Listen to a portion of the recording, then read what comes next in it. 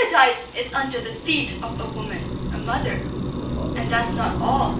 She has been given rights and protection in every sphere of life.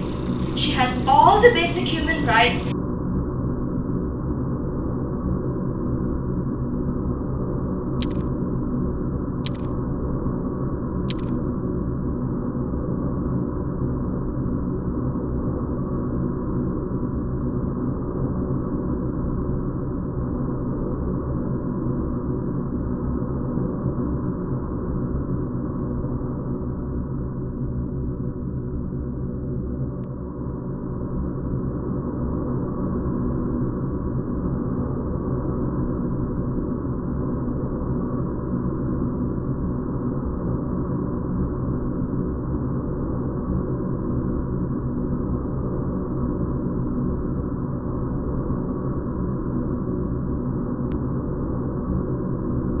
The screams were intermittent, they were very sharp, they were high-pitched.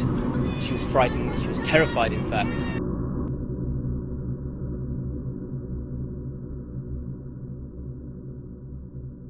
Not only that, she is given respect, protection, and dignity.